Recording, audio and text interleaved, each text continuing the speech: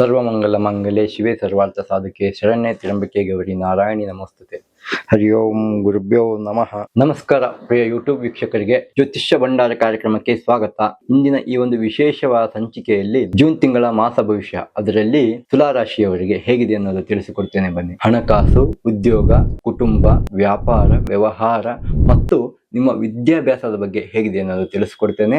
ಅದಕ್ಕೂ ಮೊದಲು ನೀವು ಇನ್ನೂ ನಮ್ಮ ಚಾನಲ್ ಅನ್ನು ಸಬ್ಸ್ಕ್ರೈಬ್ ಮಾಡಿಲ್ಲ ಅಂದ್ರೆ ಈ ಕೂಡಲೇ ಸಬ್ಸ್ಕ್ರೈಬ್ ಮಾಡಿ, ವಿಡಿಯೋಗೊಂದು ಲೈಕ್ ಕೊಟ್ಟು ನಿಮ್ಮ ರಾಶಿ ಯಾವುದೊಂದು ಕಮೆಂಟ್ ಮೂಲಕ ತಿಳಿಸಿ. ಹಣಕಾಸಿನ ವಿಚಾರದಲ್ಲಿ ನೋಡೋದಾದ್ರೆ ಹೇಗಿದೆ ಅನ್ನೋದು ಸಂಪೂರ್ಣ ತಿಳಿಸ್ತೇನೆ ಬನ್ನಿ. ಜೂನ್ ತಿಂಗಳಲ್ಲಿ ಹಣದ ಹರಿವು ಉತ್ತಮವಾಗಿರ್ತದೆ. ಆದರೆ ಹಿಂದೆ ಇಟ್ಟಂತ ಹಣಗಳು ಮತ್ತೆ ಹಿಂದೆ ಕೊಟ್ಟಂತ ಹಣಗಳು ಕೈಗೆ ಸಿಗಬಹುದು.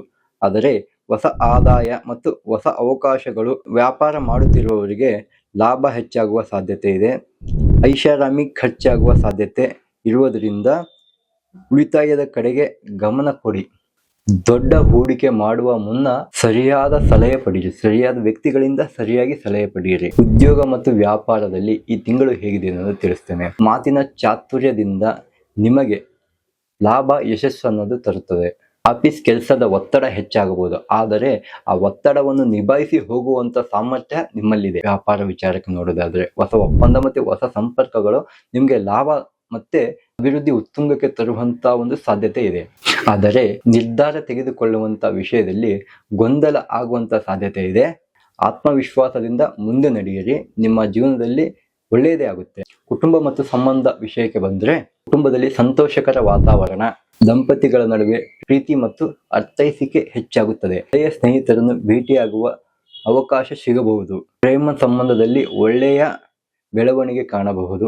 ಆದರೆ ಇನ್ನೊಬ್ಬರ ಖುಷಿಪಡಿಸಲು ಹೋಗಿ ನಿಮ್ಮ ಮನಸ್ಸಿನ ಶಾಂತಿಯನ್ನು ಹದಗೆಡಿಸಿಕೊಳ್ಳಬೇಡಿ. ವಿದ್ಯಾರ್ಥಿಗಳ ವಿಷಯಕ್ಕೆ ನೋಡೋದಾದ್ರೆ ಓದಿನಲ್ಲಿ ಪ್ರಗತಿ ಕಾಣಬಹುದು. ಕಲೆ, ಕಾನೂನು ಮತ್ತು ವಾಣಿಜ್ಯ ಕ್ಷೇತ್ರಗಳಲ್ಲಿ ವಿದ್ಯಾರ್ಥಿಗಳಿಗೆ ಇದು ಒಳ್ಳೆಯ ಸಮಯ ಎಂದು ಹೇಳಲಾಗುತ್ತದೆ. ಸ್ಪರ್ಧಾತ್ಮಕ ಪರೀಕ್ಷೆಗೆ ತಯಾರಿ ಮಾಡುವವರು ಹೆಚ್ಚು ಓದಿನ ಕಡೆ ಗಮನ ಕೊಡಬೇಕು.